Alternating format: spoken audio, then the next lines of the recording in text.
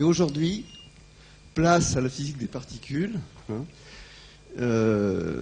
Donc, puisque le titre de la conférence est La nature du vide, nous avons le plaisir d'avoir aujourd'hui Michel Spiro. Michel Spiro est directeur de l'IN2P3. Alors, IN2P3, ça signifie Institut National de la physique des nucléaires et des particules. Ça, physique des particules, voilà, ça fait donc le compte. Oui, physique des particules, ça fait 3P, et national et nucléaire, ça fait 2N. Voilà, donc c'est un institut très important qui, effectivement, conduit et poursuit toutes les recherches dans ce domaine au niveau national. Mais Michel Spiro a une carrière qui va au-delà de cet hexagone, puisque son travail, il l'a poursuivi en particulier au CERN, et il a été parmi ceux qui, auprès de Carlos Rubbia, a contribué à la découverte des particules W et Z. Donc c'est quand même pas rien, pour lesquels les équipes ont obtenu, enfin Rubbia en particulier, le prix Nobel de physique. Ensuite, il a participé à d'autres expériences tout aussi prestigieuses, dont la recherche des neutrinos solaires, détection des neutrinos solaires, et également en liaison avec ce qu'on fait à l'Institut d'astrophysique, la recherche de particules Eros, des particules qui seraient une composante non négligeable de la matière noire. Des objets compacts astrophysiques. Des objets compacts, tout petits, comme ça. Voilà, donc voilà pour son travail, et aujourd'hui, donc je lui laisse la parole tout de suite pour nous parler de la nature du vide. Merci. Merci bien, Daniel. Je dois dire que je suis très impressionné d'avoir un amphithéâtre plein pour entendre parler du vide. A priori, c'est un sujet, on pourrait dire que c'est assez creux et qu'il n'y a rien à dire sur le vide, c'est ce qu'on aurait pu penser. Eh bien, je vais essayer de vous montrer que le vide, en fait, ça a accompagné des bouleversements scientifiques majeurs, le passage de la physique.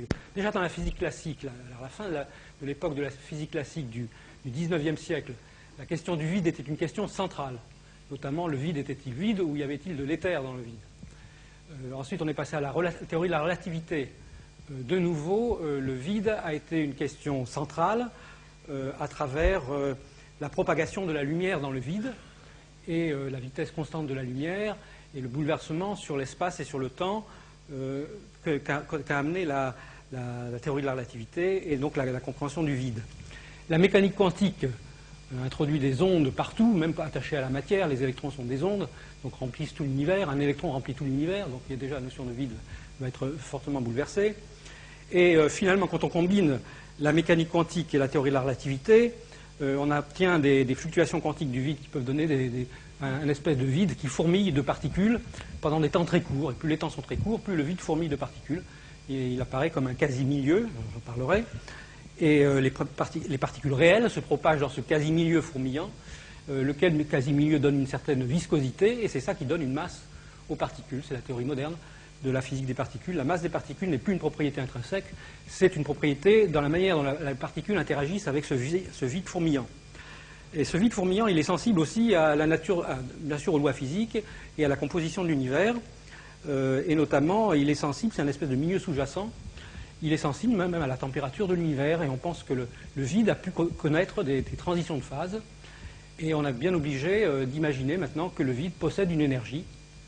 Alors comment mesurer cette énergie? C'est ce que je dirai à la fin. C'est que normalement, vous savez qu'on est sensible essentiellement à des différences d'énergie. On ne connaît pas l'énergie absolue d'un état. Ce qu'on voit, c'est des différences d'état, des différences d'énergie.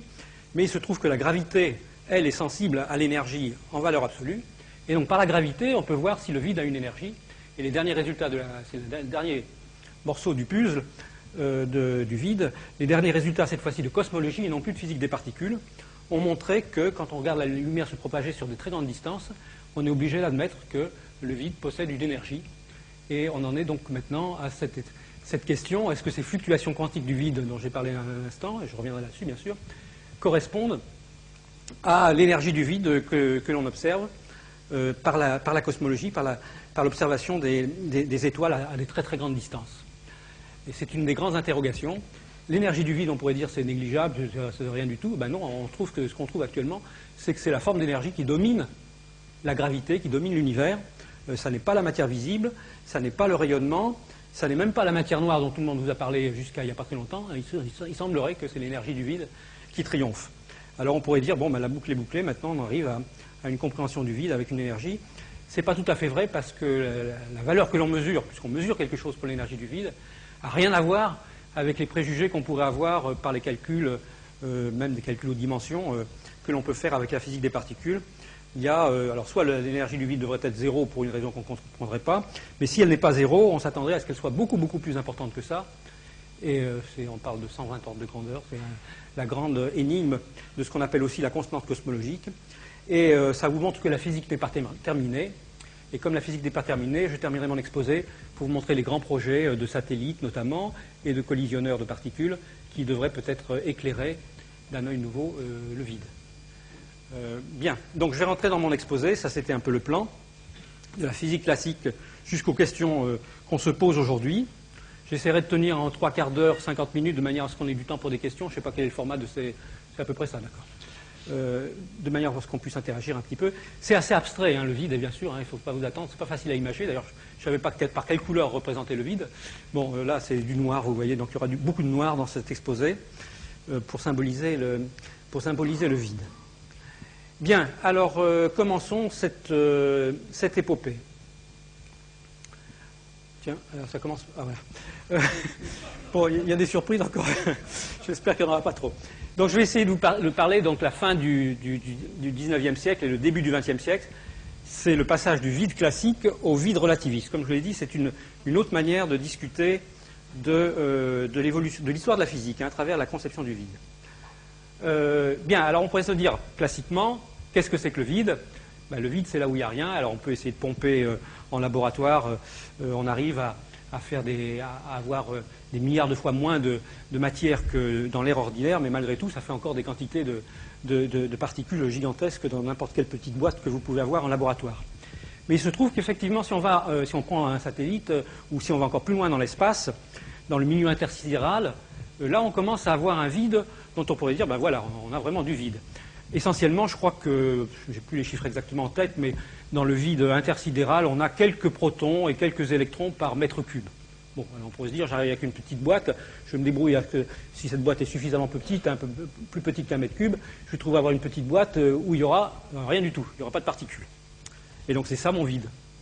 Donc ça serait le vide classique. Je peux imaginer, bon, à l'époque évidemment du 19e, on ne savait pas aller dans l'espace, mais enfin aujourd'hui on pourrait se dire, voilà, le vide classique, on saurait même aller le voir, enfin aller l'approcher. Il est dans le vide intersidéral, entre les galaxies, à condition de faire des boîtes pas trop grandes, et ben on n'a pas de particules. Mais ça marche quand même pas parce que à l'extérieur de cette boîte, il y a des particules, hein, bien sûr, il y a des protons et des électrons. Et lorsque les protons et les électrons bougent, et tout bouge dans l'univers, hein, parce que c'est pas possible autrement, eh bien ça émet de la lumière. Attendez, j'y arrive quand même. Donc voilà, ici vous avez une sorte d'électron. On voit la flèche là? Oui. On voit par exemple un électron qui bouge, hein, puisque tout bouge, eh bien il va émettre de la lumière qui se propage dans toutes les directions, et notamment il y aura forcément de la lumière qui traverse la boîte. Et comme il y a des particules partout, cette lumière se propage à l'infini, et donc on imagine bien que l'univers est rempli de radiation. Effectivement, d'ailleurs maintenant, alors à l'époque on ne le savait pas vraiment, mais maintenant on le sait, hein, il y a une radiation, la radiation qui domine, c'est la radiation du Big Bang, et tout l'univers est rempli de radiation. Donc la petite boîte illusoire où il n'y avait rien du tout, c'est vrai qu'il n'y a pas de particules de matière, mais il y a de la radiation. Donc déjà, on se disait, bon, ben, il y a un petit problème, effectivement, pour se dire, c'est pas vraiment vide puisqu'il y a de la radiation partout. Alors on pourrait imaginer, faisons une boîte avec des écrans, et métalliques par exemple, ça ne laisse pas passer la lumière, et là il n'y aura plus de radiation. Mais c'est pas vrai non plus, puisque, même toujours au sens pas tout à fait classique, mais presque classique, vous savez que n'importe quelle paroi portée à une température rayonne. Alors c'est pas de la lumière visible, mais rayonne. Bon. Et donc votre paroi, elle rayonne, et donc votre cube sera toujours rempli de rayonnement.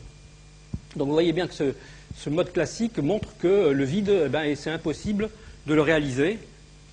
Il y a toujours du rayonnement. Et qui plus est, non seulement c'est pas possible de le réaliser, mais par contre conceptuellement on peut avoir l'idée de vide classique en sens, bon, c'est un vide où il n'y a pas de matière, il y a du rayonnement. Au sens classique du terme, le rayonnement c'est complètement différent. Bon, on a quand même déjà un vide où il n'y a que du rayonnement.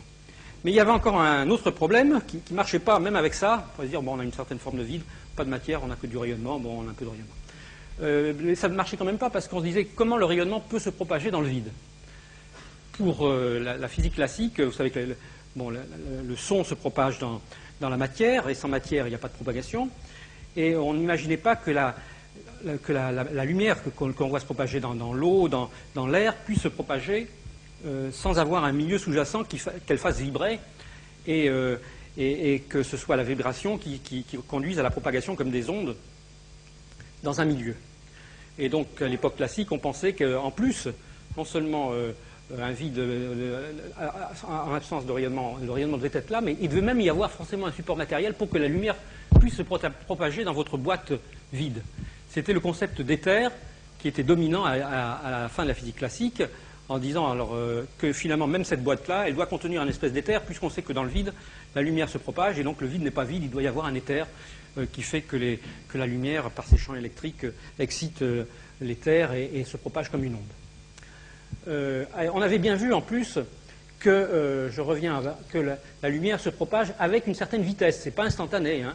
Je reprends, donc il y a une certaine vitesse qui était associée à la lumière, et donc on disait c'est la vitesse de la propagation des ondes dans l'éther.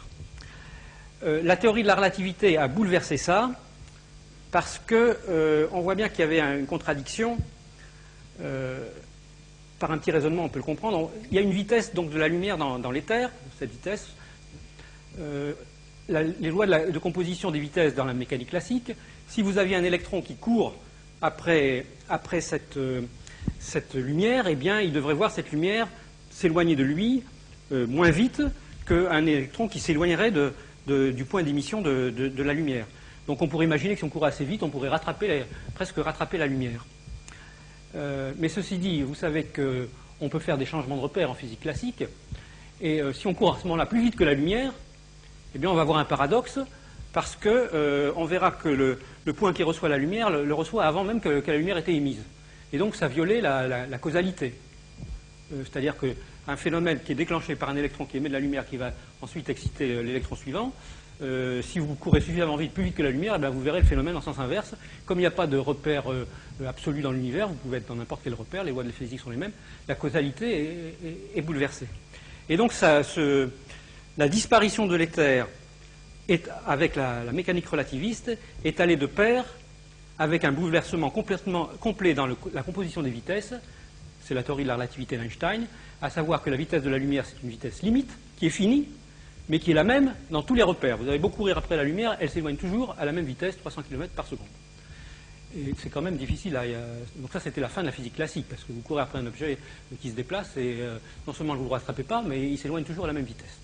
Donc avec ce bouleversement, la causalité était rétablie, quel que soit le repère où vous regardez deux phénomènes, un phénomène qui est l'émetteur de la lumière et l'autre phénomène qui va recevoir cette lumière, eh bien vous avez toujours le premier qui précède le second. Donc la causalité avec la relativité est respectée, et l'éther du coup disparaît aussi, parce que donc ça c'est la théorie de Maxwell, on montre que la lumière correspond à des propagations de champs électriques et de champs magnétiques dans le vide, qui possèdent cette propriété intrinsèque de se propager de telle manière que dans n'importe quel repère, la vitesse est la même. Donc la théorie de la relativité d'Einstein, le passage de la mécanique classique à la mécanique relativiste, a d'une part, ça c'est satisfaisant, rétabli la causalité, évacué l'éther, mais au prix d'un bouleversement complet dans les relations entre l'espace et le temps, c'est-à-dire que les lois de composition des vitesses ne sont plus les mêmes. Bien sûr, en plus, il y a cette conséquence qui sort directement de cette théorie, qui est l'équivalence énergie-matière, E égale mc2, je ne vais pas encore vous le rappeler, c'est l'équation la plus connue. Il y a une équivalence entre l'énergie et la matière. Et donc là, cette fois-ci, la notion même de vide, tout à l'heure je vous avais dit que le vide classique, on pouvait au moins se débarrasser de la matière et n'avoir que du rayonnement, c'est-à-dire de l'énergie pure. Il n'y a plus, en théorie de la relativité, cette énergie pure peut se transformer en matière, puisque vous pouvez avoir des collisions de lumière-lumière qui vous fassent des particules. il y a une équivalence totale entre la masse et l'énergie. Et donc la fameuse boîte qui contient de l'énergie de radiation, c'est pas différent radicalement de la matière, puisqu'il y a une équivalence énergie-matière. Donc le vide est de plus en plus abstrait. Il n'est pas question de faire quelque chose de vide en théorie de la relativité. Tout rayonne, l'univers est rempli de rayonnement et de matière. Bon, et en tout cas, le rayonnement, en plus, a une énergie qui est équivalente à celle de la matière. Donc la seule conception qu'on peut avoir du vide, c'est un espèce de milieu sous-jacent que conceptuellement on pourrait imaginer, mais imaginer, simplement concevoir. On ne peut pas le voir, il n'y a aucun endroit où il y a du vide. On peut le concevoir en se disant, bon, s'il n'y avait aucune particule dans l'univers, globalement, ça serait un univers vide. On peut imaginer un univers vide, ça fait partie des univers possibles, où il ne se passe rien du tout, sans matière et sans énergie. Donc ça serait encore pensable en théorie de la relativité. Les lois de la physique existeraient, mais l'univers serait vide. C'est un des scénarios qui existent dans la théorie de la relativité d'Einstein. Alors ensuite vient la mécanique quantique. Et donc les fluctuations quantiques. Alors là, ça va rajouter encore un élément supplémentaire, c'est que la mécanique quantique vous rajoute encore ce qu'on appelle les relations d'incertitude, pour être simple, hein, bien sûr, il y a derrière tout un formalisme. Essentiellement, c'est que si vous regardez, la nature des choses dépend du temps que vous mettez à les regarder. Donc c'est un peu comme un appareil photo, vous faites des flashs de plus en plus, vous allez passer d'abord à la seconde, au dixième de seconde, au centième de seconde, au millième de seconde, à la nanoseconde, la picoseconde, 10-15 secondes, 10-21 secondes. Et la mécanique quantique vous dit que plus les flashs sont courts, et plus vous pouvez vous permettre, pendant cette petite durée, de violer un des principes sacro-saints de la physique classique et de la physique et de la théorie de la relativité, qui est la conservation d'énergie. C'est-à-dire vous pouvez jouer avec l'énergie, mais à condition de rester à l'intérieur d'une relation, c'est-à-dire vous pouvez d'autant plus faire des écarts à la conservation de l'énergie que vous regarderez par des flashs de plus en plus courts. Alors la relation, c'est que c'est delta E, delta T, plus grand qu'une constante qu'on appelle la constante de Planck.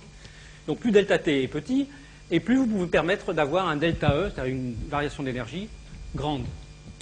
Et donc si vous regardez notre vide, maintenant prenons un petit morceau d'espace, soi-disant vide, même imaginons conceptuellement que vous soyez dans un univers vide, où il n'y a pas de matière et d'énergie, si vous regardez très, très, très rapidement, vous pouvez vous permettre de créer, d'avoir dans cet espace, pendant un temps très court, d'avoir des fluctuations d'énergie très grandes. Et comme E est égal à MC2, eh bien vous pouvez avoir ce grand delta E, pour avoir un petit delta T, qui devient des particules, parce que le E peut se transformer en matière, et vous donner des particules, des électrons et des positrons. Bon, il faut, par exemple, voilà, donc ça c'est une série de fluctuations quantiques. Donc en un point, vous avez une paire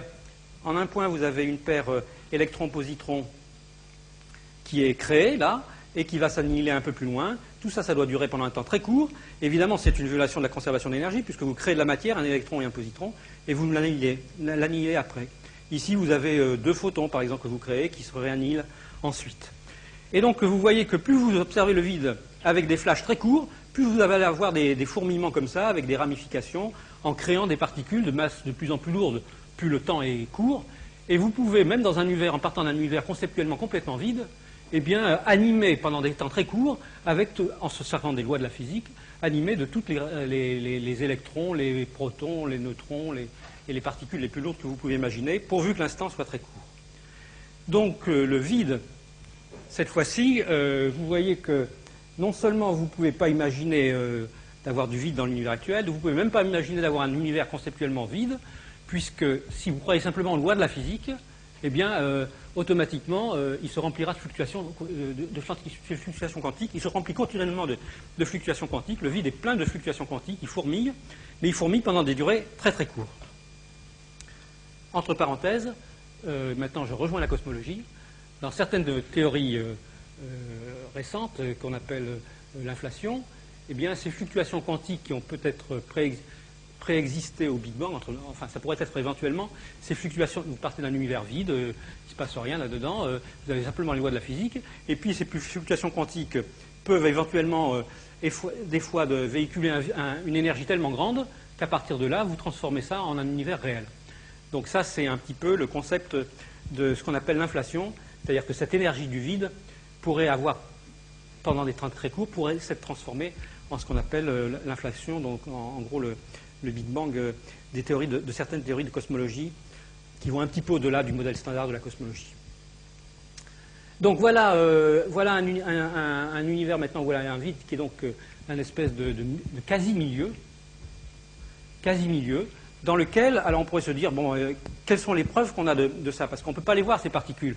Elles sont virtuelles, comme je vous dis, elles se créent, elles s'annihilent immédiatement. On peut se dire, c'est complètement abstrait. Qu'est-ce qui vous fait dire qu'elles existent?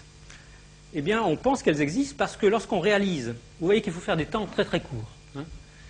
Alors, on peut réaliser pendant des temps très très courts les matérialiser. Alors, je vais vous montrer comment on les matérialise.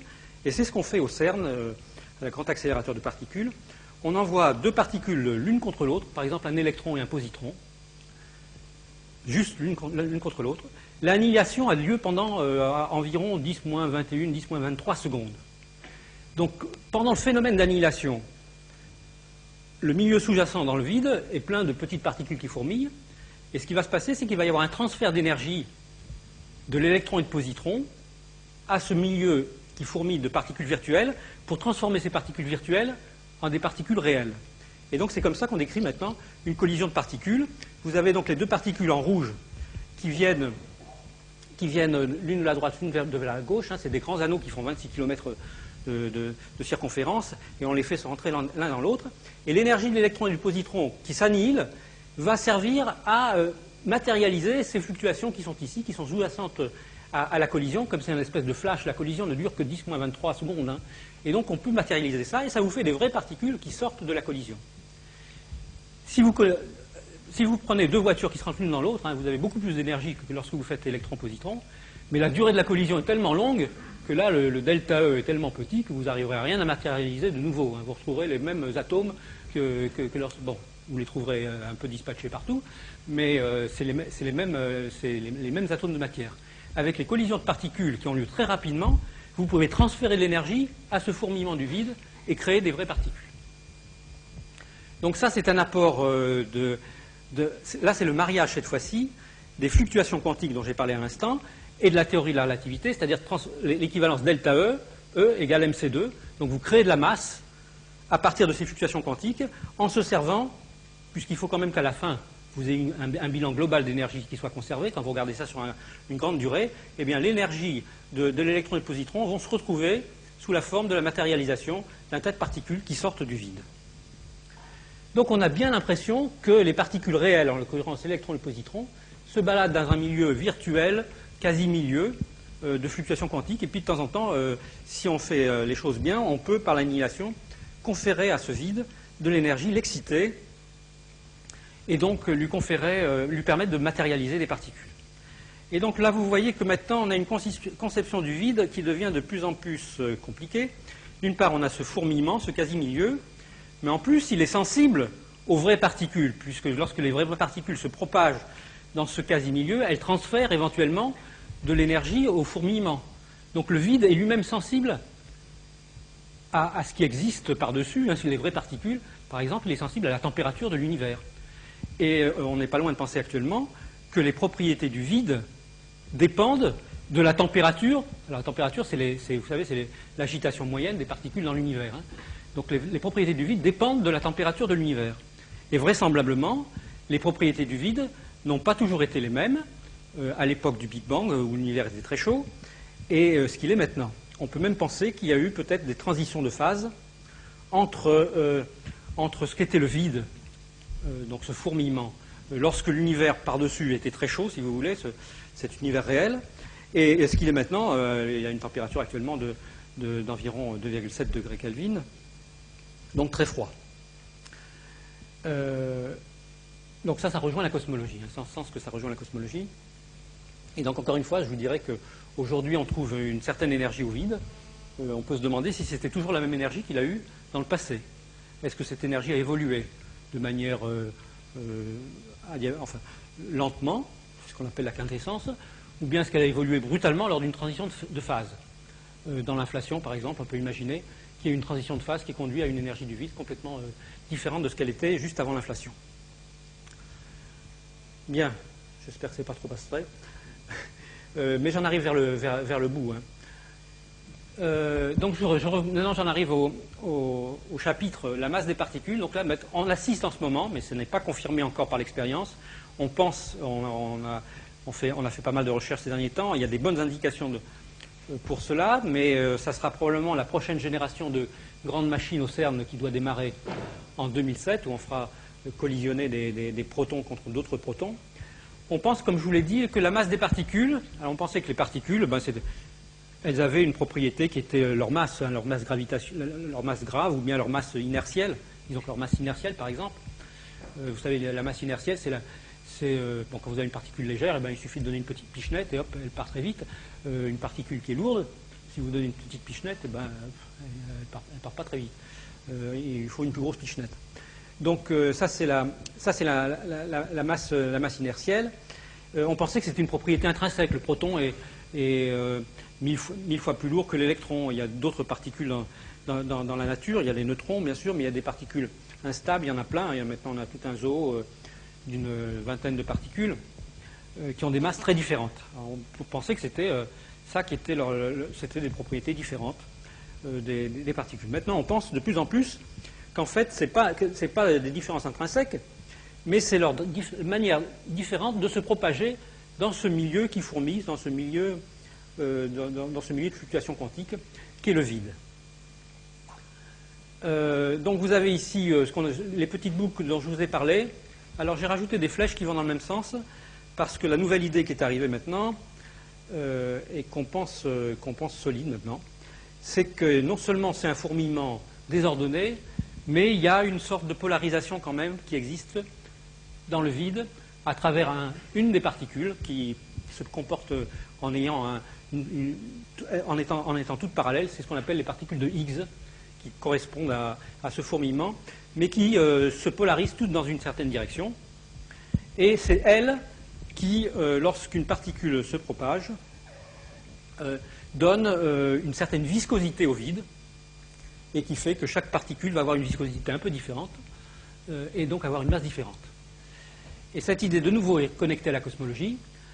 C'est un peu comme le ferromagnétisme. Vous savez que si vous prenez du fer doux, à faible température, spontanément, tous les petits dipôles magnétiques, c'est-à-dire les électrons qui tournent autour des noyaux, vont s'aligner pour que le champ magnétique soit non nul dans le milieu ferromagnétique, à très basse température, et donc vous avez un aimant permanent. Si vous chauffez ça, eh bien, ça s'agite, et vous perdez le magnétisme de votre fer, parce que les dipôles se mettent dans tous les sens. Et donc ça rejoint ce que je vous ai dit tout à l'heure. On a une température très basse pour le vide. On pense que les particules ont une masse parce qu'il y a cette espèce de polarisation du vide liée à ce qu'on appelle le champ de Higgs, donc les particules de Higgs. Si on remonte à plus haute température, et on sait que ce n'est pas une illusion, puisque à très haute température, l'univers a connu une phase à très haute température. On peut d'ailleurs peut-être simuler ces très hautes températures en laboratoire avec les collisions de noyaux. Eh bien, cette polarisation a disparu, et donc les particules avaient à l'origine une masse nulle. Donc maintenant, on se retrouve avec un schéma dans lequel, à l'origine, toutes les particules avaient une masse nulle, et ça n'est qu'au cours du refroidissement de l'univers, par les propriétés du vide, et notamment cette espèce de polarisation des fluctuations quantiques, que les particules commencent à acquérir des masses. Le vide a donné une viscosité différente suivant la nature des particules, et donné à l'électron des masses très différentes de celles des quarks, par exemple, puisque vous savez que le proton n'est plus une particule élémentaire, maintenant ce sont les quarks qui sont les particules à l'intérieur du proton qui sont élémentaires. Les quarks ont des masses très différentes de celles des protons. Donc voilà où on en est. Alors bien sûr, on essaye de mettre en évidence, de matérialiser ces fluctuations quantiques liées aux Higgs pour faire des vrais Higgs. Jusqu'à présent, on a vu que des Higgs virtuels, et c'est à travers des interactions virtuelles qu'on pense qu'il y a ce mécanisme-là. Et donc l'idée, c'est de faire des collisions de protons-protons de très haute énergie au CERN à partir de 2007 pour, à partir du vide, matérialiser une particule de Higgs, hein, et la voir vraiment. Peut-être que c'est faux, hein, c'est pas garanti que ce soit juste. Hein. En tout cas, il y a une course dans le monde. Je peux vous dire que actuellement, c'est bon. Jusqu'à il y a 2-3 ans, c'était le CERN qui avait le leadership avec une machine électron-positron. Maintenant, ce sont les Américains qui ont pris un peu le leadership jusqu'en 2007. J'espère qu'ils ne verront pas le Higgs, ça serait dommage pour nous. Et j'espère qu'à partir de 2007, lorsqu'on démarrera notre nouvelle machine en Europe, hein, vous savez que tous les pays européens sont associés à cette recherche au CERN, on découvrira le Higgs. Entre parenthèses, je fais une digression. Le CERN, au début, a été donc construit par les pays européens de l'Europe de l'Ouest, hein, les pays riches. Petit à petit, c'est ouvert à l'Europe de l'Est. Et maintenant, pour la machine de 2007, il y aura non seulement l'Europe, mais également les États-Unis, le Japon et la Russie.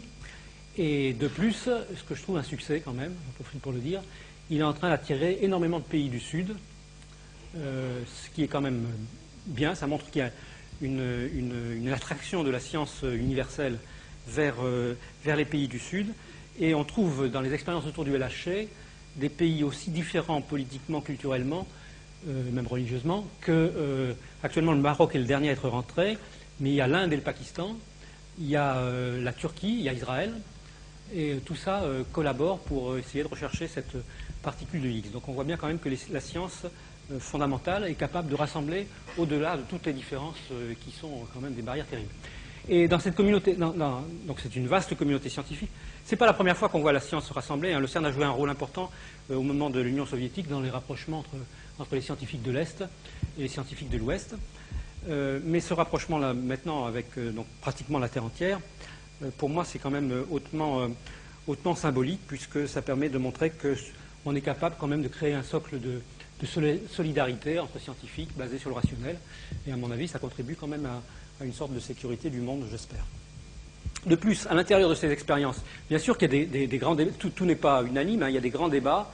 C'est vrai que chacune des expériences qui cherchent le Higgs a 1500 personnes, il y a 35 pays pour chacune de ces expériences associées.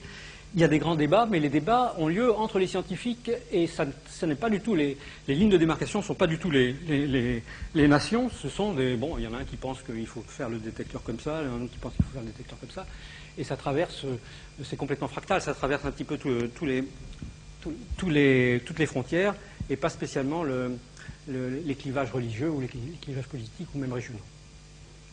Voilà, donc ça c'est une parenthèse pour la science, ce genre de science. C'est pareil pour l'astrophysique, hein, je pense que c'est les deux sciences qui vont un peu de pair, la cosmologie, la physique des particules, comme je dis ici.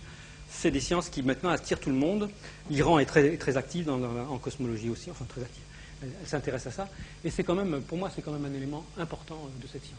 Il faut bien voir que là, on a l'impression qu'on fait des spéculations, mais quand même, derrière, il y a des vérifications expérimentales, il y a une méthode rigoureuse, une méthode scientifique qui est très différente des méthodes spontanées ou simplement des discours. Hein. Ce n'est pas simplement des discours. Derrière, il y a toute une méthodologie que, bien entendu, je simplifie à l'extrême. Mais enfin, vous voyez bien quand même le passage de la physique classique à la physique de la relativité à la mécanique quantique. La mécanique quantique, ce n'est pas simplement des spéculations. La vie de tous les jours est empreinte à la mécanique quantique. La relativité, E égale mc2, hein, c'est quand même le principe de la fission nucléaire et des réacteurs nucléaires. La fusion aussi, c'est également la fusion dans les étoiles, c'est également E égale mc2.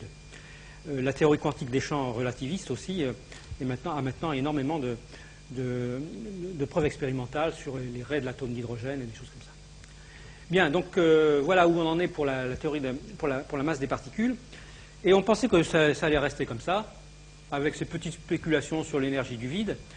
Mais elles apparaissaient assez ésotériques, les spéculations sur l'énergie du vide, dont je vous ai parlé en parlant de transition de phase éventuelle, parce qu'on se disait finalement la physique n'est sensible qu'à des différences d'énergie. Le niveau minimum, on peut définir le vide comme puisque le vide est plein, on le définit comme le niveau, l'état d'énergie minimum. C'est la seule définition qu'on peut avoir maintenant. Hein. Donc c'est l'état d'énergie minimum, mais est-ce que ce niveau minimum a un sens? Nous, ce qu'on voit, c'est des différences d'énergie pour appliquer la conservation de l'énergie. Alors on pensait que c'était vrai ça, et qu'il n'y aurait aucun moyen d'accéder à cette énergie minimum du vide. C'est pas vrai parce que la gravité, dans la théorie de la relativité générale, elle est sensible à toutes les formes d'énergie. Vous savez que la lumière s'incurve, c'est de la géométrie, hein, c'est la géométrie de l'espace, hein, qui a une distorsion à cause de la présence de matière. La distorsion extrême, c'est les trous noirs, hein, où là où vous faites un espèce de puits sans fond. Mais la lumière elle-même qui suit donc des géodésies, qui suit soi-disant des lignes droites, eh bien en fait, elle se courbe lorsqu'elle passe près du Soleil, près d'une masse, près d'un endroit où il y a de l'énergie. Et lorsqu'on regarde la lumière se propager sur des distances très très très grandes, c'est les supernovae de type 1 que l'on regarde, eh bien ce qu'on voit, c'est que la lumière suit une géodésie qui n'est pas une droite, hein, ce n'est pas celle que vous attendriez d'un vide où il ne se passerait rien. Et on est obligé de faire appel à une énergie du vide. Alors c'est là quand même on a plusieurs problèmes avec cette énergie du vide, ce qu'on appelle aussi la constante cosmologique dans la théorie d'Einstein. C'est que maintenant, pour comprendre la propagation de la lumière depuis les temps primordiaux de l'univers, ou pour comprendre la courbure de l'univers, on est obligé de faire appel non seulement à l'énergie du vide, mais également à de la matière noire, sous forme probablement de particules élémentaires que l'on ne connaît pas, que l'on n'a pas découvertes encore. L'énergie du vide, on ne sait pas encore vraiment d'où elle tire sa racine. Alors c'est peut-être de ce mécanisme de Higgs dont j'ai parlé, ou bien de ces fluctuations quantiques. Néanmoins, on a deux problèmes. C'est que pour rendre compte de toutes les observations, on doit faire appel à de la matière noire, des particules qui n'existent pas, et à une énergie du vide qui représente quand même l'énergie dominante dans l'univers. C'est possible que ce soit ça la réalité, mais lorsqu'on fait des calculs pour essayer, à partir des théories actuelles, de prévoir à quelle énergie du vide on s'attend, on n'y est pas du tout, on est loin du compte, il y a 120 ordres de grandeur, comme on dit, au point qu'on peut se demander si ce schéma général n'est pas en train d'atteindre ses limites. Il y a beaucoup de phénomènes qui paraissent assez artificiels, qui font appel donc à cette matière noire, à cette énergie noire, et on commence à se demander si on n'est pas à la veille d'une révolution en physique, comme on l'a été à la fin de la physique classique. On a fait appel à l'éther, à des choses de plus en plus exotiques, pouf, on est passé à la relativité. Après, avec les niveaux de l'atome d'hydrogène, qui n'étaient pas compris non plus, pof, on est passé à la mécanique quantique. Donc là, est-ce qu'on n'est pas en train, bien qu'il y avait des théories extrêmement artificielles qui essayaient de reproduire ça, est-ce qu'on n'est pas en train d'atteindre les limites du jeu, et est-ce qu'on n'est pas à la veille d'un bouleversement important? Alors soit c'est un bouleversement important, soit il faudra vivre avec cette énergie du vide, qui est peut-être donc la constante cosmologique, mais pour lequel on a quand même des interrogations multiples, et ça soulève à la fois de l'enthousiasme, l'énergie du vide, la matière noire, beaucoup de recherches, mais à la fois certaines inquiétudes sur la validité de... Est-ce qu'on n'est pas devant un mur de la physique? Donc ça, c'était l'exposé en général. Je vous montre quelques images d'instruments, parce que quand même, c'est pour vous montrer qu'il y a des instruments derrière, d'instruments qui vont approcher ces questions-là dans le futur proche. Donc je vous en montre trois. Hein. L'IAP dans deux d'entre eux, l'Institut d'astrophysique d'ici. Donc je vous montre d'abord, voilà, ça c'est des collisions de particules telles qu'on peut les simuler sur ordinateur. Donc c'est vraiment le fourmillement du vide, là vous le voyez quasiment imagé. C'est-à-dire que c'est les collisions qui, à partir du vide, sortent un tas de particules, et là-dedans il va falloir essayer de trouver la particule de Higgs. Donc ça c'est pour 2007, ça se passe au CERN, et je vous montre le dessin de la machine, hein, c'est quand même gigantesque, hein. Vous voyez que le cercle qui est ici, bien sûr c'est une machine souterraine, donc le cercle a été représenté là, ça passe, donc c'est vers Genève, hein. Ici vous avez le lac Léman, vous avez le Jura, enfin ça passe sous l'aéroport, entre le Jura et les Alpes, c'est quand même une machine très très grande, hein, 26 km de circonférence, et qui verra le jour donc en 2007. Actuellement, d'ailleurs, je vous invite à visiter le CERN, c'est en plein chantier, et les détecteurs commencent à s'assembler, tout est ouvert, c'est vraiment le moment d'y aller. Hein. Et il y a un service de visite tous les samedis matins, et si vous voulez voir les choses, vous pouvez s'adresser à moi, éventuellement je peux vous faire une visite personnalisée le vendredi, avant le samedi matin. Donc voilà pour la physique des particules, donc essayer de comprendre mieux, de manière, à travers l'infiniment petit, mieux comprendre les propriétés du vide, de l'infiniment petit. Alors, le vide, donc je vous avais dit que l'univers était rempli de rayonnement. Donc ce rayonnement, il a été découvert il y a déjà longtemps, par Pensas et Wilson, dans les années 60. Et ce qu'on a vu aussi en regardant de plus près, donc au début ça a été le satellite Kobe, il y a déjà maintenant probablement une vingtaine d'années, on a pu voir dans ce rayonnement primordial des fluctuations, lesquelles fluctuations, bon évidemment là, il n'y avait pas une résolution terrible, mais on pense que ces fluctuations, d'une part pourraient être des indications de la fameuse inflation dont je vous ai parlé, et en même temps être les germes des structures que l'on voit partout dans l'univers, puisque vous savez que l'univers est très inhomogène. À cette époque-là, donc ça c'était la vision de l'univers à ses tout débuts, il était relativement homogène, mais il avait déjà des petites fluctuations qui, sous l'effet de la gravité, ont cru. Depuis, donc, il y a eu un satellite beaucoup plus performant, qui est WMAP, qui a annoncé ses résultats il y a 1 an. Et donc, vous voyez cette carte-là, qui est compatible avec celle-là, avec une résolution beaucoup plus grande, qui permet de voir, cette fois-ci, des fluctuations avec une résolution bien meilleure. Et on pense qu'avec Planck, qui est donc le grand projet qui va démarrer aussi en 2007, je crois, dans lequel est l'IAP, on devrait avoir l'ensemble de la vision de toutes les fluctuations et comprendre un petit peu d'où l'on vient, si on peut dire. Ça serait les fluctuations primordiales. Donc ça c'est le satellite Planck. Et je vous ai parlé donc voilà le satellite à quoi il ressemble. Je vous ai parlé des supernovas et de la manière dont on essaye de repérer des supernovas très lointaines et de regarder comment la lumière nous est parvenue et en déduire des choses sur la géométrie de l'univers. Alors le phénomène est simple. Hein. D'abord, comment on détecte une supernovae? Là, ici, vous avez l'image telle qu'elle est vue du sol. Hein. Pour l'instant, c'est fait du sol. L'image d'un champ dans le sol. Vous faites attention à ça. Vous prenez ça, c'était 3 semaines avant que la supernova ait éclaté. Ça, c'est au moment où la supernova un peu après que la supernova ait éclaté. On pourrait se dire, bon, il n'y a pas beaucoup de grande différence. Mais si on fait la différence des 2 images, on trouve effectivement qu'il y a une étoile qui a brillé beaucoup. Et on essaie de... que simplement un 1 sur R2. Et 1 sur la distance au carré. Et c'est ça qui nous conduit à dire que la lumière subit les effets de l'énergie du vide. Bien, la prochaine étape de ce projet, la grande étape, la suivante, c'est d'essayer de faire ça à partir d'un satellite. Il se trouve que pour cette supernovae que je vous ai décrite là, donc ça c'était les 3 images dont je vous ai parlé, on a pu l'observer par le Space Telescope, et là vous pouvez voir que c'est autrement plus joli, hein, le petit point lumineux, et c'est nettement plus précis. Et donc maintenant l'idée ça serait de chercher ces supernovae depuis l'espace. Donc c'est ce qu'on appelle JEDM, Joint Energy Dark Mission, un truc comme ça. Donc c'est plutôt Joint Dark Energy Mission, j'en sais rien. Donc c'est sur l'énergie noire que cette mission donc, qui va être lancée, je pense, dans les années 2012 par là. Je pense qu'il y aura des gens des Français qui participeront. En tout cas, de l'IN de P3, il y en a. Dans Planck aussi, il y en avait, j'ai oublié de vous dire.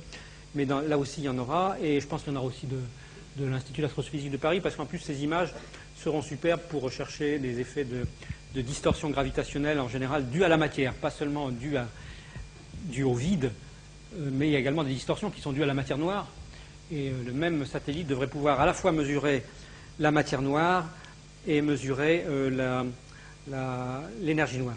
J'ai oublié de dire qu'avec Planck et avec ce rayonnement à 3 degrés que l'on détecte maintenant de manière précise, on arrive aussi, pas avec une très grande précision, mais on arrive quand même à mesurer, notamment avec WMAP, et encore mieux avec Planck, là probablement on y arrivera au pourcent, à mesurer la quantité d'énergie noire et de matière noire. Donc on verra bien s'il y a un accord sur la quantité de matière noire et d'énergie noire que l'on mesure à partir du rayonnement à 3 degrés, et la quantité de matière noire et d'énergie noire que l'on peut mesurer à partir des supernovae, s'il y a un accord formidable, ça veut dire quand même que ça a l'air d'être solide cette théorie-là. Si par contre ça ne donne pas les mêmes résultats, eh ben, ça voudra peut-être dire que tout ça, il faut le reconsidérer, et il y a un décalage, il y a quelque chose qu'on ne comprend pas. Et je suis incapable de prédire s'il y aura un accord entre ces 2 approches, ou s'il y aura une différence. Il y a encore d'autres approches qui existent. J'ai parlé donc de la distorsion par les effets gravitationnels de la matière. Il y a également des approches par les amas de galaxies. Pour l'instant, tout converge, mais avec une précision qui n'est pas extraordinaire. On verra bien si tout converge à l'horizon 2010, par là, 2012 ou 2015, si ça résiste à l'analyse. Si ça résiste, eh bien, il faudra se dire qu'on a une énergie du vide. Bon, alors je ne sais pas qu'est-ce qu'on en fera de cette énergie du vide. J'ai été interviewé à Europe 1 dimanche, c'est-à-dire avant-hier. Et ils ont démarré le sujet en me disant qu'est-ce que vous pensez de ITER? Vous savez, ITER, c'est le projet d'essayer de tirer de l'énergie à partir de la fusion de l'hydrogène la fusion de l'hydrogène.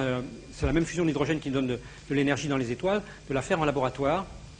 Donc, je leur ai dit premièrement que pour l'instant, l'énergie nucléaire, c'était l'énergie nucléaire de fission, c'était l'énergie du 21e siècle. Peut-être que l'énergie de fusion, ça sera l'énergie du 22e siècle. Et qui sait, l'énergie du vide, ça sera peut-être l'énergie du 23e ou du 24e siècle. Bien, en tout cas, pour terminer, donc je voudrais vous dire quand même que c'est un enjeu majeur. Hein, pour la science, cette histoire de fluctuation quantique du vide, d'énergie du vide. C'est peut-être ce qui a mis le feu au vide, hein, les fluctuations quantiques lors du fameux Big Bang. Donc, c'est peut-être ça l'étincelle qui a donné naissance à l'univers. Il y a un enjeu conceptuel important et qui peut révolutionner éventuellement à la fois les lois de la physique, si tout ça ne se confirme pas, ou nous donner une image d'où on vient, et même d'ailleurs d'où on va, parce que ça n'est pas sans influer sur l'avenir de l'univers, cette énergie du vide, hein, puisque ça nous donne un univers en expansion pour l'infini. Voilà, je vous remercie, j'espère que ça n'a pas été trop abstrait.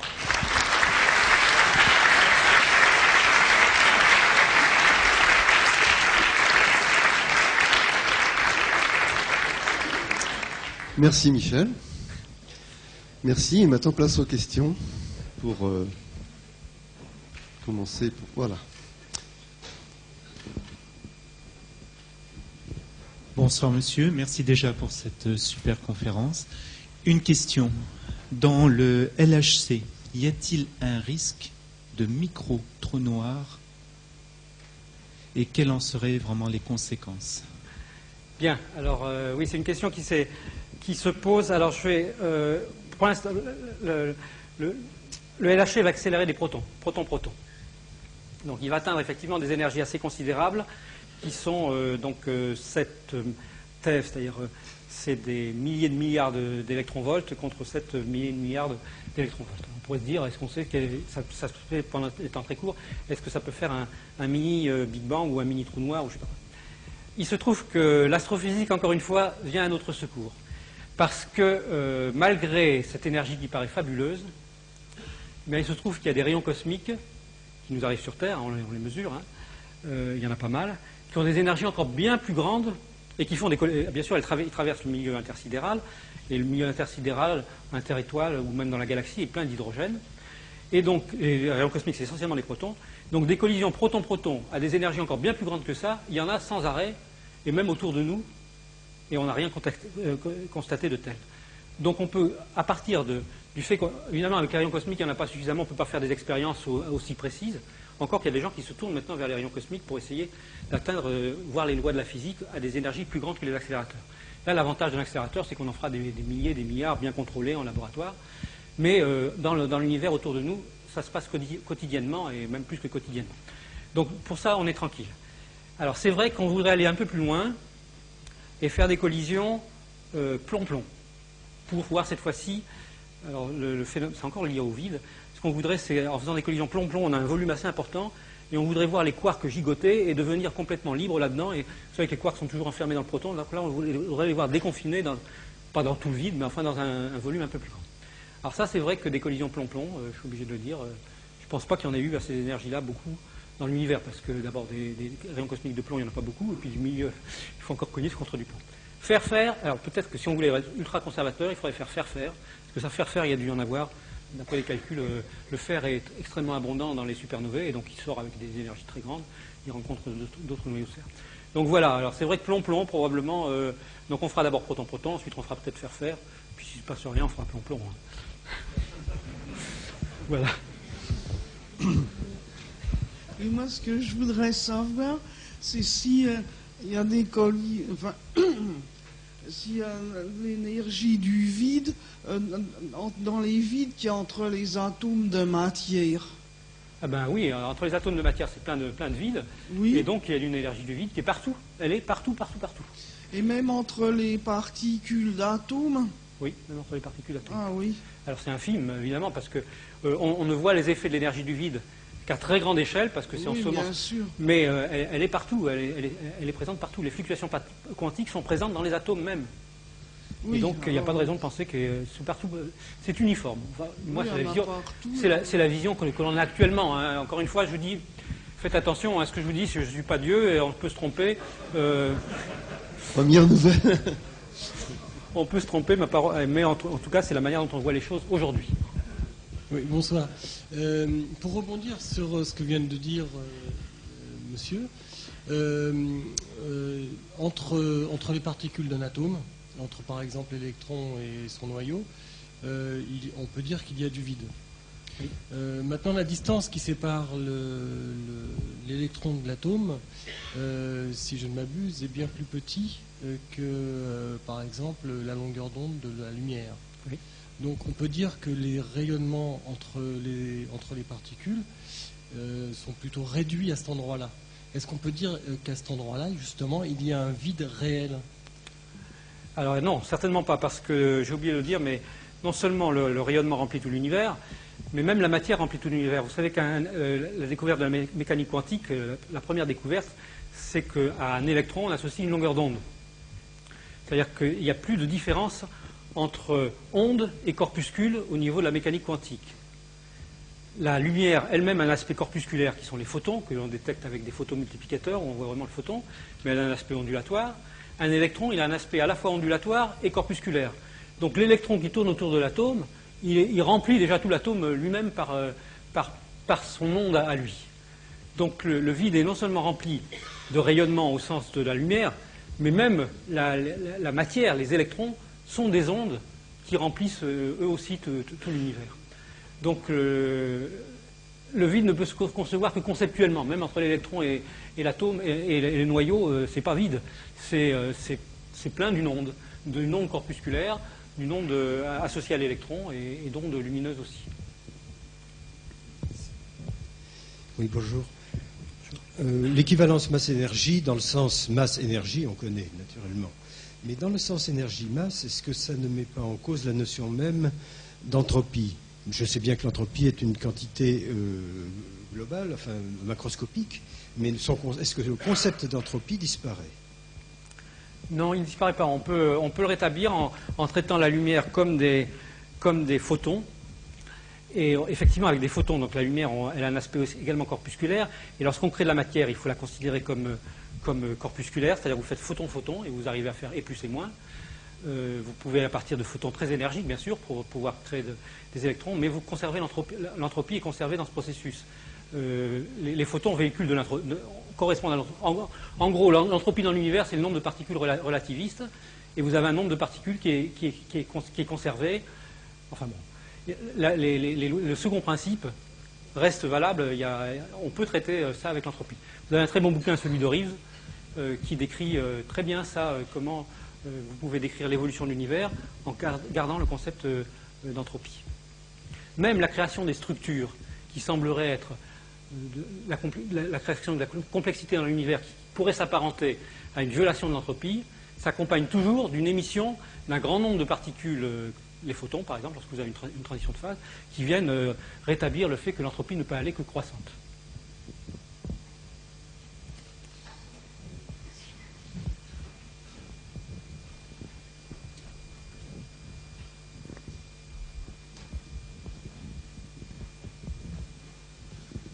Oui, bonsoir. Je voudrais savoir comment s'intègre la théorie du vide dans la théorie des supercordes.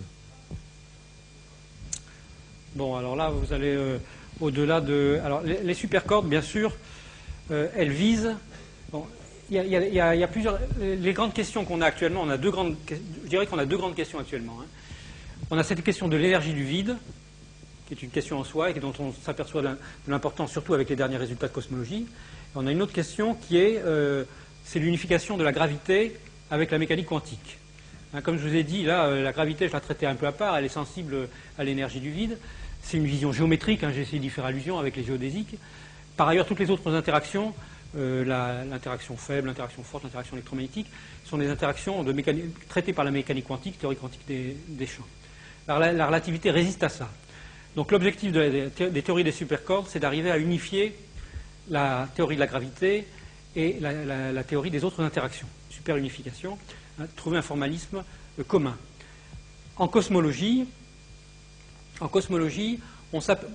vit très bien avec la gravité traitée de manière géométrique et les autres interactions traitées autrement, mais quand on remonte vers le Big Bang, il y a un moment, lorsque l'univers devient très très très chaud, on s'aperçoit que là, ça peut plus, on atteint une barrière, et on ne peut plus décrire les choses en ayant deux traitements différents de la gravité et des autres interactions. Donc les supercordes vont, si elles aboutissent, elles vont bouleverser le moment, quasiment le moment zéro. Et donc ça peut éventuellement être connecté à l'énergie du vide, puisque, par exemple, l'inflation, toutes ces choses-là semblent peut-être partir du vide, mais je suis incapable de vous prédire quelle sera d'abord, si les supercordes vont arriver à une théorie concrète. Pour l'instant, ce n'est pas encore satisfaisant. Il y a encore plusieurs théories des supercordes. Ce n'est pas encore raccordé à des observations réelles. Ceci dit, c'est vrai qu'il y a un grand enthousiasme. C'est de la physique mathématique, hein, c'est très mathématique. Il y a un grand enthousiasme parmi les théoriciens des cordes parce qu'apparemment, ceux qui étaient partis dans des directions différentes au cours des 20 dernières années sont en train de s'apercevoir que finalement, ils décrivent par des différents aspects, différentes manières, la même théorie. C'est un peu comme la dualité onde-corpuscule. Il semblerait qu'il y ait une théorie sous-jacente qui soit bien unique et qui pourrait se révéler être la bonne. Mais ça n'a pas encore abouti. Si ça aboutit, c'est probable que ça révolutionnera à la fois cette problématique de l'énergie du vide et en même temps l'intégration de la gravité à la mécanique quantique.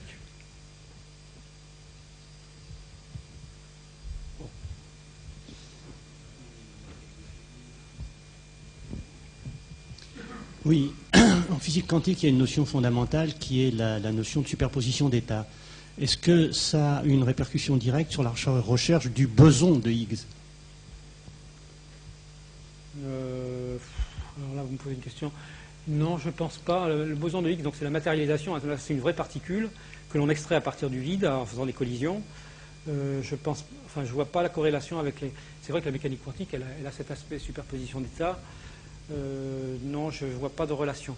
Et la superposition d'états, elle joue un grand rôle dans la physique des neutrinos, dont tu m'as fait fait allusion, j'ai travaillé sur ce sujet, ce qu'on appelle les oscillations des neutrinos.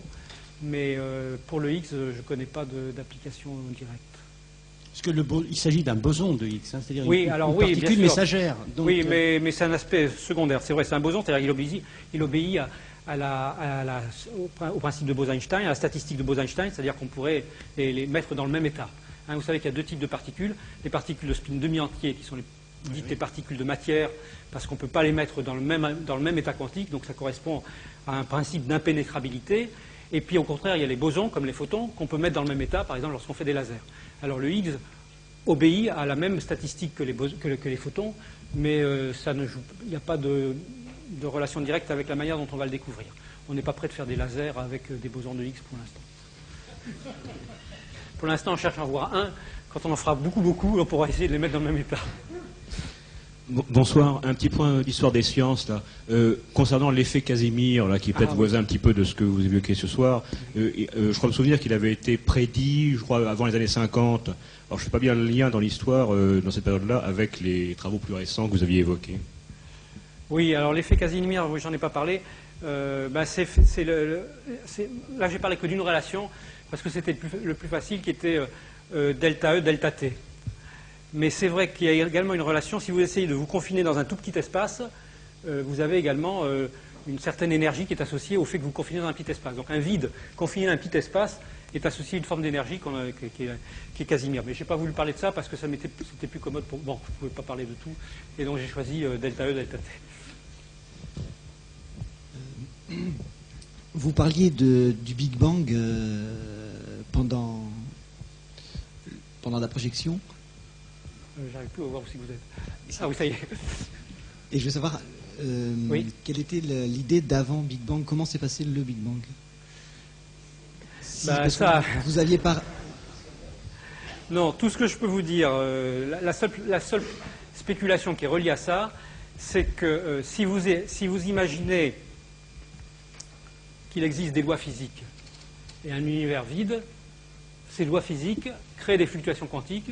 Et on peut imaginer que des fluctuations quantiques puissent donner naissance à une explosion de type ce que j'ai dit, hein, c'est le feu qui est mis, ça met le feu au vide. C'est-à-dire que ça pourrait donner localement, cette énergie du vide peut donner lieu à une espèce de Big Bang qui ensuite s'étend et donne l'univers qu'on observe. Si ça c'était la bonne image, ça veut dire qu'il y a d'autres Big Bang qui ont éclaté. Donc il y a un super univers beaucoup plus grand que l'univers observable, dans lequel il y a un tas de bulles qui ont été allumées par c'est ce qu'on appelle l'inflation chaotique, donc des bulles, des univers qui naissent spontanément d'un espèce de vide sous-jacent infini. Ça donne un delta E énorme. Hein, ça donne des delta E énormes. Mais c'est des spéculations. Alors il y a des spécialistes pour ça qui sont très connus, mais je ne crois pas qu'on puisse dire actuellement qu'on est vraiment avancé. Ah oui, il y aura peut-être des interférences entre ces univers parallèles. Je vais vous poser une question, si c'est possible, sur l'oscillation des neutrinos. J'ai lu votre bouquin, La lumière des neutrinos. Vous y donnez avec une explication, mais pour des gens qui ne sont pas des spécialistes, c'est pas évident de bien saisir la nature profonde de l'oscillation des neutrinos. En particulier, vous parlez d'états de saveur, neutrinos muoniques, électroniques et théiques, et à côté, état de masse, M1, M2, M3, et puis tout ça se mélange, c'est difficile à saisir pour quelqu'un qui n'est pas dans le coup. Alors là, il faudrait 1 heure, mais en tout cas, ça c'est réellement la superposition d'états, et c'est les phénomènes de mécanique quantique.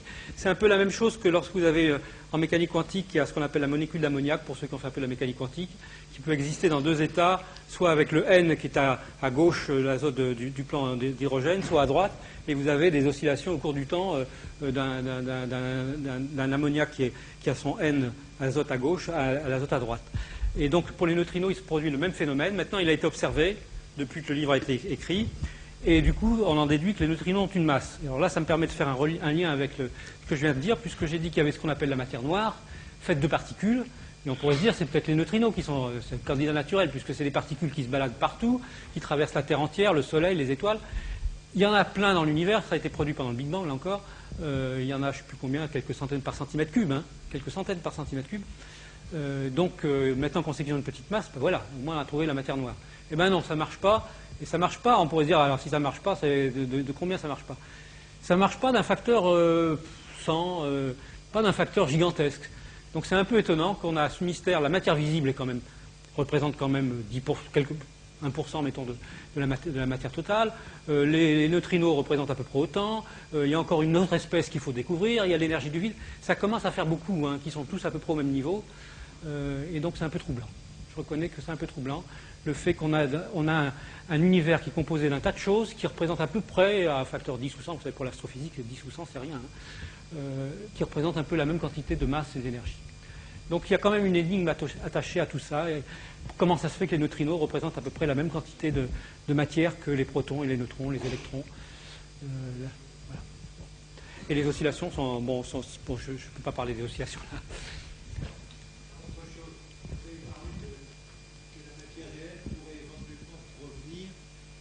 De l'évolution des fluctuations quantiques, oui. L'inflation. C'est l'inflation, oui. Est-ce qu'on a une idée du starter de l'inflation? Qu'est-ce qui aurait déclenché l'inflation? C'est une fluctuation quantique du vide. Quelle serait la relation entre la couleur du vide et ce qui contient le vide? La couleur du vide? Et ce qu'il contient. Bon, alors là, non, je ne sais pas. Qu'est-ce qu'on peut dire sur la couleur du vide? Ben, je ne sais pas quoi dire. Normalement, j'ai tendance à dire qu'il est noir, parce que quand on regarde le ciel, il est noir. Mais je ne sais pas aller au-delà de ça. Et je sais que le ciel est plein de vide.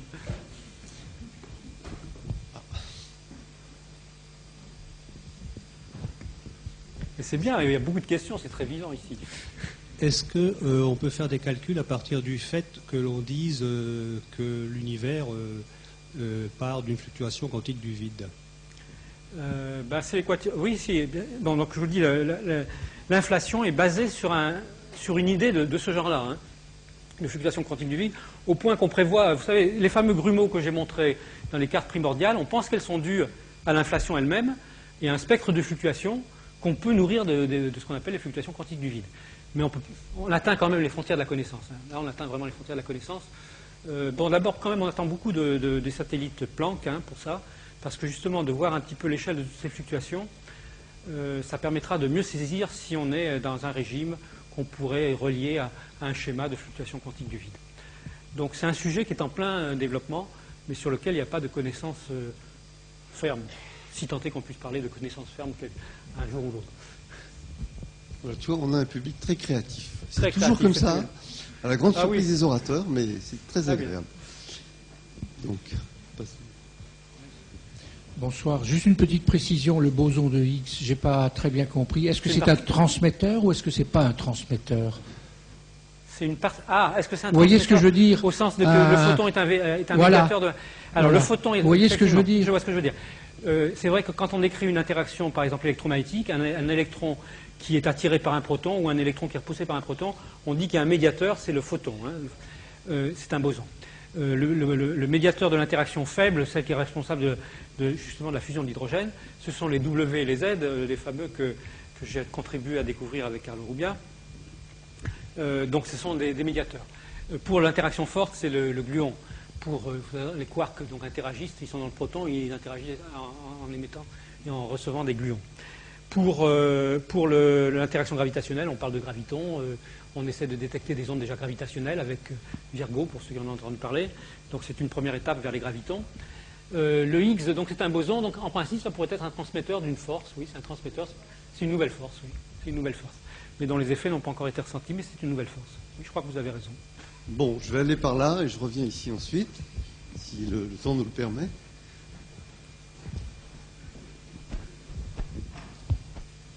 Merci. Est-ce que les fluctuations quantiques du vide, aujourd'hui on est dans un univers très froid, peuvent expliquer une partie de l'énergie noire ou la totalité de l'énergie noire? Est-ce que c'est une théorie qui a l'air de se développer là-dessus? Ben oui, c'est ça qu'on essaie de... On essaie de rattacher ces fluctuations quantiques du vide actuel qui est très froid à l'énergie noire. Malheureusement, comme j'ai dit, les calculs actuellement ne marchent absolument pas. Absolument pas. Quand je dis absolument pas, là, c'est pas un facteur 10 et 100 dont je parlais pour les neutrinos. C'est un facteur des milliards de milliards de milliards de milliards de milliards. Enfin, puissance 100. Donc on a un problème. Là, on attend une théorie plus efficace.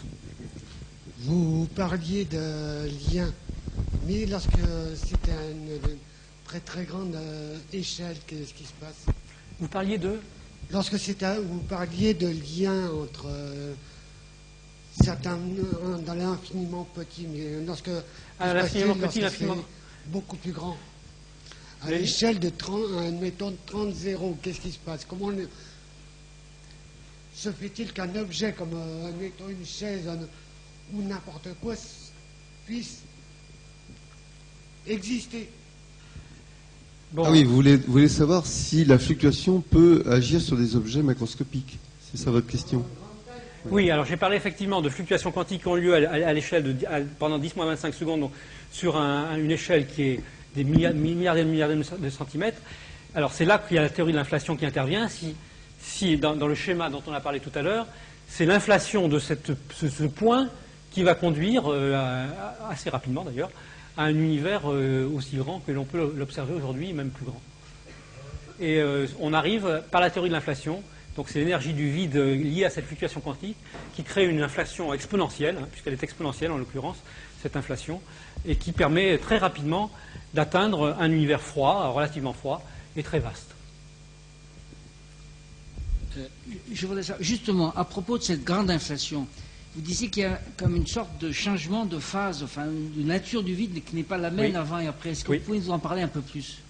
Alors, l'idée est la suivante, c'est le schéma de l'inflation même original, c'est que vous démarrez donc d'un point ou d'un espace ou d'un endroit ou même éventuellement très vaste, dans lequel vous avez une forte énergie du vide. Ça crée une dilatation, une expansion, comme l'expansion de l'univers qu'on connaît, très rapide, un changement de température très rapide, et cette énergie du vide, au lieu de rester constante, elle reste constante pendant l'inflation, mais vers la fin de l'inflation, elle tombe à zéro, ou presque zéro, et quand elle tombe à presque zéro, l'univers devient, à ce moment-là, évolue comme il évolue actuellement, avec une expansion beaucoup plus lente. Alors ce qui est étonnant, c'est qu'au lieu de tomber à zéro complètement, elle n'a pas l'air d'être tombée complètement à zéro au moment du Big Bang, elle est tombée à une certaine valeur que l'on retrouve aujourd'hui, que l'on mesure aujourd'hui, elle est tombée à une valeur qui était petite par rapport à toute la matière qui était très agitée par cette inflation. Et donc on n'a pas vu qu'il y avait de l'énergie du vide, on ne pouvait pas voir qu'il y avait de l'énergie du vide pendant très longtemps, Mais aujourd'hui, cette énergie du vide commence à émerger parce que l'univers se refroidit de plus en plus. Donc le contenu d'énergie dans la matière devient de plus en plus faible parce que les particules sont de plus en plus lentes, la température est de plus en plus basse, et l'énergie du vide maintenant ressort. Mais elle a été beaucoup, beaucoup plus grande juste avant l'inflation, pendant l'inflation, et elle a connu une transition brutale au moment de l'inflation, d'une valeur très très haute, 120 ordres de grandeur, je ne sais pas combien, jusqu'à presque zéro. Mais pourquoi c'est pas zéro, et pourquoi c'est pas resté au niveau de 120 ordres de grandeur du niveau dont elle est partie? C'est ça le mystère. C'est-à-dire qu'on a une baisse brutale par 120 ordres de grandeur de l'énergie du vide. Et au lieu de... Alors d'abord, pourquoi elle est baissée de 120 ordres de grandeur? On ne comprend pas pourquoi. On pourrait se dire qu'elle est peut-être tombée à zéro rigoureusement, ça serait très bien, mais elle n'est pas tombée à zéro, elle est tombée à quelque chose qui est epsilon de ce qu'elle était au départ au moment où il y a eu l'inflation. Et donc c'est ça qui n'est pas compris actuellement. C'est exactement ce qu'on appelle une transition de phase, mais avec une ampleur formidable. Oui, bonjour. Quand des particules s'annihilent, on voit une gerbe, et je voudrais savoir à quoi vous reconnaissez les particules qui sont créées, la nature des particules créées. Parce que vous faites électron-positron. Hein, donc vous avez une machine avec des électrons qui tournent dans un sens, des positrons qui tournent dans l'autre sens, pouf, et les faites arriver l'un sur l'autre comme deux voitures qui se collisionnent de plein fond. Ce que vous voyez dans vos détecteurs, donc vous voyez l'électron et le positron qui disparaissent, mais vous voyez un tas de particules que vous pouvez mesurer parce qu'elles sont réelles, ces particules, même si elles ont été extraites à partir de l'énergie du vide, à partir des fluctuations quantiques du vide, par un transfert de l'énergie pour matérialiser ces particules qui étaient virtuelles dans le vide. Ces particules deviennent réelles et vous les voyez dans des détecteurs. Alors les détecteurs qu'on utilise, ce sont des détecteurs à la Charpak, pour ceux qui connaissent les chambres Charpak, qui permettent de voir des petites étincelles, des petits courants électriques que ces particules, quand elles sont chargées, font lorsqu'elles passent entre des électrodes qui sont portées à des potentiels différents. Également, lorsqu'elles passent dans ce qu'on appelle des scintillateurs, elles font de la scintillation. Et même dans l'air, elles font un petit effet Cherenkov, ce qu'on appelle un peu de lumière. Donc on les voit réellement, on peut les photographier. On ne photographie pas la particule, on photographie le sillage de la particule dans les détecteurs. Merci. Est-ce que la matière peut être médiatrice du vide? Il y a une expérience de physique qui a eu lieu entre deux... un peu comme l'effet Casimir, entre deux sphères vides dans une soupe d'électrons. Est-ce que, j'ai cru lire que les électrons étaient médiateurs de l'énergie du vide? Alors, je sais pas, j'ai pas suivi ça suffisamment. C'est possible que, je sais qu'il y a eu pas mal d'expériences sur l'effet Casimir, mais j'ai pas suivi en détail les phénomènes qui ont été observés, donc je peux pas répondre à cette question. Mais elle est intéressante, mais je peux pas y répondre. Je ne peux pas répondre à tout, hein, c'est honnête. Oui, c'est très bien, non, c'est très honnête. Parfait. Alors, attendez, il y a une question qui était déjà posée depuis longtemps.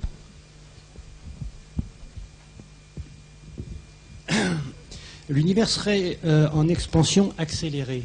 Oui, à cause de cette énergie du vide qui reste et qui ressort maintenant, parce que la température est devenue tellement basse que maintenant, ce qui ressort, c'est l'énergie du vide. Certains chercheurs disent pensent, c'est de la spéculation bien sûr, qu'on va vers une nouvelle période d'inflation. Qu'est-ce que vous en pensez? Oui, mais actuellement, si on en croit les résultats actuels, c'est-à-dire qu'on est de nouveau dominé par l'énergie du vide, on l'avait été au moment de l'inflation, juste au tout début, maintenant on est de nouveau dominé par l'énergie du vide, donc on est reparti sur une espèce d'inflation lente, parce que cette énergie du vide est faible, une espèce d'accélération exponentielle de l'expansion de l'univers. Et effectivement, non seulement on sera en expansion, mais c'est même une expansion exponentielle. Est-ce que la première expansion a imposé des théories dites de renormalisation, puisque l'univers s'est extendu de façon tout à fait anormale, et qu'en fin de compte, il s'agit presque encore d'une spéculation, c'est-à-dire qu'on n'en a pas véritablement la certitude, si tant est qu'elle existe. Si on va vers une période d'inflation, est-ce que vous ne croyez pas qu'on risque de se retrouver devant le même phénomène? Non, je ne peux pas répondre. Pour l'instant, ce n'est pas une inflation qui est quand même dans les mêmes conditions que le Big Bang. L'inflation dont on parle du Big Bang, elle correspond à une énergie du vide qui était 120 ordres de grandeur plus grande que celle actuelle et qui s'est fait en un flash quasiment instantané. Celle-là, par contre, correspond à une énergie du vide beaucoup plus basse et donc l'inflation est beaucoup plus lente. Donc normalement, elle devrait se poursuivre sans effet spectaculaire normalement. Mais je ne peux pas... Bon, pour l'instant, c'est la bonne oreille. Une dernière question. Oui. Est-ce qu'au LHC, il y aura un pourcentage de temps donné à l'armée? Et qu'est-ce que vous en pensez? Ah non. Comme au LMJ. Ah non, ça n'a rien à voir. Je vous dis, si on associait tous les pays du Nord et du Sud, la Corée, le Pakistan, l'Inde, l'Israël, la Turquie, c'est pas pour faire des essais militaires. Je peux vous garantir Ce sera simplement scientifique. Ça sera vraiment de la science universelle. Ça, c'est au moins la garantie que vous pouvez avoir, le mélange même des pays qui y participent. Oui, je voulais savoir, donc il y a des fluctuations du vide, ce sont des fluctuations d'énergie, je suppose. Oui. Est-ce que le spectre d'énergie a une courbe, correspond à un corps noir? Alors, le spectre de ces fluctuations, non, c'est pas un corps noir. Il y a un spectre de ces fluctuations, hein, oui.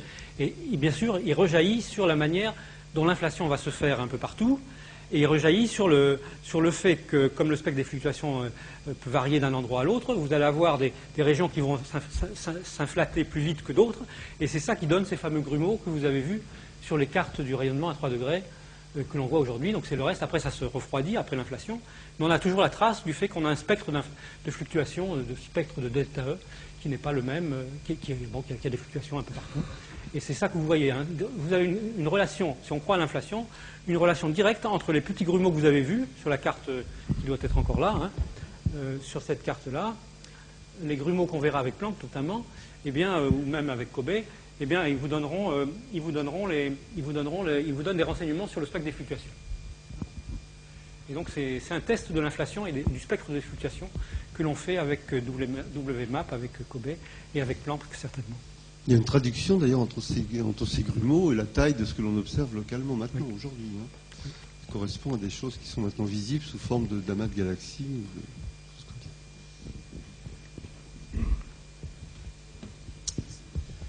Je voudrais revenir sur cette expansion accélérée. Vous avez dit que c'est lié à la température qui baisse. Est-ce qu'il y a une température critique? Est-ce qu'on a une idée de cette température critique? Est-ce qui pourrait aussi permettre peut-être de dater quand est-ce que cette période est apparue? Alors, encore une fois, pour le vide, au moment de l'inflation primordiale, on pense qu'il y a une température critique de l'ordre de 10 puissance 15 GeV, température fabuleuse. Hein. Lorsque l'univers est passé, donc on a l'inflation avec une énergie du vide colossale, lorsque l'univers se refroidit au cours de l'inflation et passe en dessous de 10 puissance 15 GeV, une température qui baisse, il y a une transition de phase pour le vide, et son énergie du vide passe de très très haut à ce qu'elle est aujourd'hui. Bon, après l'univers donc est très chaud quand même, l'énergie du vide est très basse, la température baisse, elle baisse, jusqu'à ce que finalement l'énergie du vide finisse par l'emporter sur l'énergie liée à la température de l'univers, puisqu'il y a une relation directe entre l'énergie de la matière qui est liée à sa température, et donc l'énergie du vide, à un moment, au fur et à mesure que l'univers se refroidit, à un moment, l'énergie du vide réapparaît comme la quantité dominante. C'est ce qui se passe aujourd'hui. Donc, en ce moment, la température continue à baisser, mais l'univers est en accélération en expansion accélérée à cause de l'énergie du vide. Est-ce qu'il y aura une nouvelle transition de phase dans le vide? Donc, ça rejoint un petit peu la question qui avait été posée tout à l'heure par un